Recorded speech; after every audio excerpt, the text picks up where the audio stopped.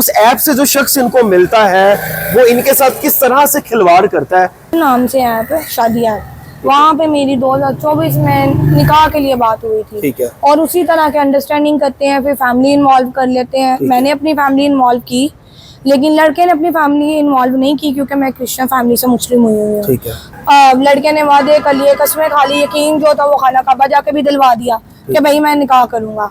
उसके बाद ना इसी तरह थोड़ा सा जोर दिया शादी के लिए कि भाई अब 2 साल गुजर गए, बहुत हो गया, अब आ जाओ शादी करते हैं। शाम को जो है ना उनके किसी कजन की मुझे कॉल आई, जो ASI हैं, ताहिर उनका नाम है, कैंट में होते हैं। उनकी कॉल आती है और वो मुझे कहते हैं कि आज के बाद आपने तैमूर को कॉल नहीं करनी क्योंकि वो तुम्हारे साथ रहना नहीं चाहता। और उसी रात जो है उसने मुझे वार्निंग की कि मैं तुम्हारे खिलाफ थाने जा रहा हूँ, मैं पर्चा दे रहा हूँ, कर रहा हूँ। मैंने कहा ठीक है आपकी मर्जी। मैंने भी जाके उसी रात सुबह 4:30 बजे निश्चित थाने में एप्लीकेशन दे दी थी। इसको बुलाया गया, जाहिर है जब इज्जत पा दी तो इज्जत के बदले इज्जत है। बिल्कुल। और उसके बाद जो है मैंने इन्वेस्टिगेशन चेंज करवाने की कोशिश की, पुलिस ने रिपोर्ट जो वो मेरे खिलाफ बनाई। 2 साल के सबूतों को 5 से 6 महीने में रिकवर किया गया और उसमें कहा गया कि लड़की ने लड़के को ब्लैकमेल किया है। अच्छा। ये किया वो किया, चीजें आपके खिलाफ चल रही। अस्सलाम वालेकुम नाज़रीन, मैं हूं आपका मेज़बान उमर बलोच। एक और दर्दनाक केस के साथ आपकी खिदमत में हाजिर हूं।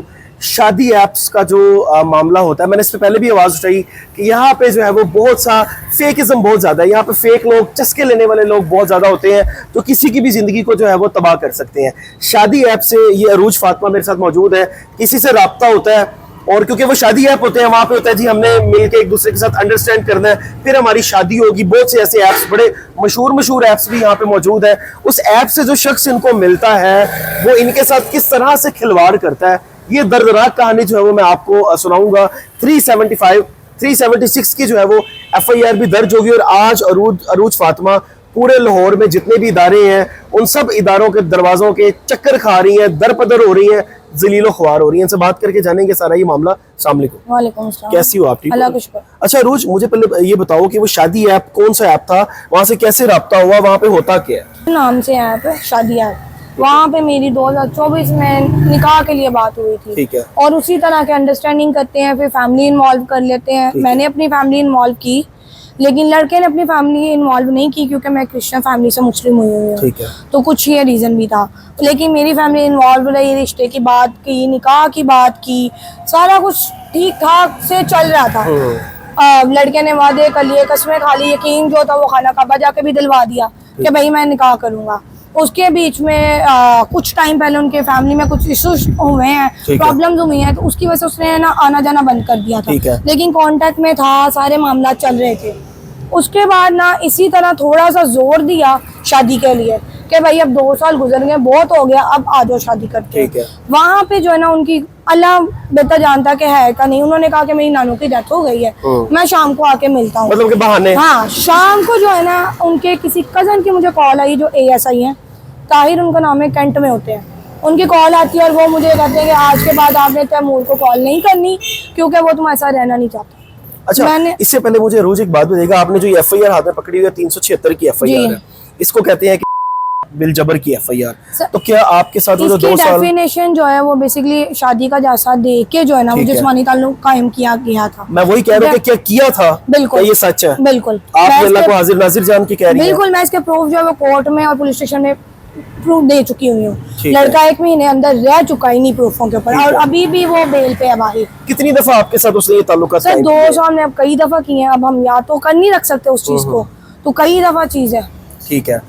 ये ताल्लुकात वगैरह कायम होते रहे। जब आपने कहा कि अब जी शादी करो तो उसने मना कर दिया, उसके बाद फिर आप FIR की तरफ कब आई हैं? सर FIR के बाद इसी तरह आई हूँ जब वो पुलिस वाले ने मुझे कॉल की और उसने मुझे कहा कि अगर आपने उसको कॉल मैसेज करने बंद ना किए तो हम तुम्हारे खिलाफ ब्लैकमेल का और थ्रेट का पर्चा दे देंगे। वो आपके खिलाफ पर्चा दे देंगे। और उसके बाद उनसे मुलाकात हुई, मैं उसके घर गई उनसे मिलने के लिए, बात करने के लिए। बंदे ने मेरे मुँह पे कहा मेरा दिल भर गया तुमसे। मैं दिल भर गया? हाँ। और उसी रात जो है उसने मुझे वार्निंग की कि मैं तुम्हारे खिलाफ थाने जा रहा हूँ, मैं पर्चा दे रहा हूँ, ये कर रहा हूँ। मैंने कहा ठीक है आपकी मर्जी। मैंने भी जाके उसी रात सुबह 4:30 बजे निश्चित थाने में एप्लीकेशन दे दी थी। इसको बुलाया गया, ये नहीं आया। अगर आप सच्चे थे तो आप पुलिस स्टेशन आते। जब ये नहीं आए तो उसके बाद दूसरे दिन जो है वो 376 का पर्चा दे दिया SHO साहब ने। ठीक है। और पर्चा जो है वो गार्डन टाउन में जाता है।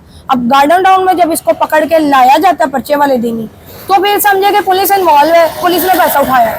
अच्छा मैंने जिसकी कंप्लेंट चौथे दिन ही जो है वो वुमेन पंजाब वुमेन हेल्पलाइन पे कर दी थी कि इन्होंने पैसे उठाए हैं, और पूरा वो एक ज़हनी प्रेशर टॉर्चर सब कुछ चल रहा था। इनडायरेक्टली कहा जा रहा था कि आप समझौता कर लें, आप समझौता कर समझौता कर ले, और पैसे समझौता पूछे ले ले। पैसे पे था, क्योंकि मैंने एक ही चीज कही थी कि मुझे निकाह चाहिए, नहीं तो उसको सजा तो हो, एटलीस्ट उसको अपनी गलती का एहसास हो, एहसास हो कि मैंने गलत किया। हाँ तो उन्होंने कहा लेकिन ये कि 376 की सजा भी तो बड़ी भयानक है ना। उन्होंने कहा कि आपका केस नहीं बनता, आप अपनी मर्जी के साथ थी, ये थी वो थी, आपका केस नहीं बनता। मैंने कहा मैम मैंने देखिए उनके जो तहफ़्फ़ुज़ात है ना अरूज, वो भी कुछ हद तक ठीक इसलिए क्योंकि आजकल फेक पर्चे भी बड़े चल रहे हैं। सर कुछ लड़कियों ने ये बिजनेस बना लिया हुआ है कि वो जिस्मानी ताल्लुकात कायम करती हैं। मैं आपकी बात नहीं कर रहा, मैं एक ओवरऑल जनरल बात कर रहा हूँ कि वो पहले जिस्मानी ताल्लुकात कायम करती हैं, फिर जाके थाने में एप्लीकेशन देके पर्चा करवाती हैं, फिर डील होती है 40 लाख या 50 लाख। सर इस केस को चलते हुए आज तीसरा महीना स्टार्ट हो गया, ठीक है। लड़का जो अपने मुंह से कबूल कर चुका है, पुलिस की कस्टडी में चौथे दिन वो कबूल कर चुका है। आपका पैसे लेने की कोई टेंशन नहीं है, बिल्कुल भी आप है कि या तो फिर निकाह करो या फिर निकाह सजा करें या भुगतो। सजा, जाहिर है जब इज्जत उठा दी तो इज्जत के बदले इज्जत है। बिल्कुल। और उसके बाद जो है मैंने इन्वेस्टिगेशन चेंज करवाने की कोशिश की, पुलिस ने रिपोर्ट जो वो मेरे खिलाफ बनाई, 2 साल के सबूतों को 5 से 6 महीने में रिकवर किया गया, और उसमें कहा गया कि लड़की ने लड़के को ब्लैकमेल किया है, अच्छा। ये किया वो किया। चीजें आपके खिलाफ चल गई। लड़का कहते हैं मैंने 15 पे कॉल चलाई, वो 15 की कॉल रिकॉर्ड में नहीं ली गई। लड़का कहता है लड़की ने सुसाइड की है, मैंने 1122 पे कॉल की है, वो कॉल रिकॉर्ड में नहीं ली गई। लड़का कहता है कि लड़की मेरे घर जो है वो 4 बंदे लेके आई थी मुझे डराने धमकाने के लिए, ठीक है। वो रिकॉर्डिंग जो है सीसीटीवी की वो रिकॉर्ड में नहीं ली गई। उसके बाद जो है मेरे पास प्रूफ सारे हैं, फोन तक हम दोनों के नहीं किए। अब लड़का अगर कहता भी है कि चले मैंने ब्लैकमेल किया, तो मेरे पास चले नहीं होंगे सबूत, आपके पास तो वो सबूत या मैसेज तो होंगे ना जिसमें मैंने आपको ब्लैकमेल किया या कॉल होगी। करंट सिचुएशन इस केस की क्या चल सर रही है? करंट इसमें यही है कि हम डीएसपी एसपी सबके पास चक्कर लगा के खुली कचहरी पेश होके आखिर में अब ये आता है कि भाई आपने 376 का पर्चा दिया कैसे। अब मुझे ये बताएंगे वो मैंने दिया है, तो पुलिस ने दिया, पुलिस ने दिया, तो ये आप पुलिस से पूछे जाके। सेकेंडली कहा जाता है कि आपका पर्चा जो वो खारिज होगा, पर्चा बनता नहीं, शुक्र करे लड़का शरीफ है, उसने आपके खिलाफ नहीं की। अच्छा लड़का शरीफ है, अगर ये पर्चा खारिज हो जाता है, वो बाइज्जत बरी होके अपने घर आराम से बैठ जाता है, आप क्या सर करेंगे? पर्चा खारिज तो मैं होने नहीं देती, ऐसे नहीं, इंसाफ तो चाहिए। मैंने पहले भी अपने कुछ इंटरव्यूज में क्लियर कहा था कि अगर फिर इंसाफ वही है कि लड़की को मर के इंसाफ मिलेगा तो मैं उसके लिए भी तैयार हूँ। इंसाफ तो चाहिए, किसी भी सूरत में मुझे इंसाफ चाहिए। यहाँ पे मैं छोड़ूंगी नहीं, मैं यहाँ पे सिर्फ अपने लिए खड़ी नहीं हुई, मैं उनके लिए भी खड़ी हुई जिनके साथ ये मामला हुआ है। बिल्कुल। बहुत सी लड़कियां सामने नहीं आती या फैमिली सामने नहीं आती। खाली मेरी बात यहाँ पे ये नहीं कि विदाउट निकाह है, अगर निकाह हुआ होता वो रजिस्टर ना करवाता तब भी मैं क्या कर रही होती, तब भी आप यही कर रही होती ना। तब भी लोगों ने 4 जूतियां वही मारनी थी कि इसने निकाह किया नहीं होगा, इसे झूठ बोल रही है। मैं तो अभी भी सच बोल रही हूँ। तो आप बहुत सच ही बोल रही है कि बगैर निकाह के ही ये रिलेशन था। निकाह के अगर निकाह होता भी, एक बंदे मैंने कई ऐसे रिलेशन देखे जहाँ पे निकाह एक आज केस है, 5 साल से बंदे ने निकाह किया हुआ, अब वो कहता है मैंने तो निकाह ही नहीं किया। लड़की के पास प्रूफ है, निकाह नामा है, ये सिस्टम चलता आ रहा है। अल्लाह पाक हमारे सारे मामला बेहतर करे। लास्ट में आप अरूज, लास्ट में आप क्या चाहती हैं हमारे इदारों से, खासतौर पे मरीम नवाज साहिबा से? उन्होंने कहा कि औरत मेरी रेड लाइन है, अगर उस रेड लाइन को कोई क्रॉस करेगा तो मैं उसकी टांगे तोड़ मैंने आज ही सीएम ऑफिस में ये जो है अब कंप्लेन दी है पूरी की पूरी इस वाकये की। अब मैं भी यही देखना चाहती हूँ कि मरियम नवाज साहिबा क्या करती, क्योंकि अभी तक तो मैं बहुत अपील कर चुकी हूँ उनसे कि मुझे इंसाफ दें। अब बारी उनकी है कि वो इंसाफ कहाँ देती, क्योंकि सिस्टम में तो उनके इंसाफ नहीं, सिर्फ पैसा खाया जा रहा है। मैं तो सीधा सामने यहाँ पे भी कह रही हूँ और मैंने रिपोर्ट मरियम नवाज साहिबा के सिस्टम में बिल्कुल इनकी सारी पुलिस पैसा ही खा रही है, वरना सबूत किस तरह आप बिना पेश किए एक बंदे को कोर्ट से बाहर निकाल दिया आपने, ठीक है, बिना इन्वेस्टिगेशन, बिना सबूतों के। ठीक है नाजरीन, हमारा काम होता है जो विक्टिम है उसकी जो इस्तदा है, उसकी जो बातें हैं वो आप तक पहुंचाना, क्योंकि एफआईआर होगी और हम एफआईआर के मुताबिक जो है वो इंटरव्यूज करते हैं। इनकी एफआईआर दर्ज हो गई है, लेकिन इंसाफ के लिए ये जगह जगह पे धक्के खा रही हैं। आज मरियम नवाज साहिबा को ये एप्लीकेशन दे आई है और इस प्लेटफॉर्म के थ्रू मैं रिक्वेस्ट करना चाहता हूँ कि आप इनको बुलाएं और जो एक्यूज हैं जिन पे पर्चा है उनको भी बुलाएं। एक शफाफ तरीके से इंटेरोगेशन होनी चाहिए और इसको इंसाफ दिलाएं। अपने मेजबान को दीजिए इजाजत। अल्लाह ने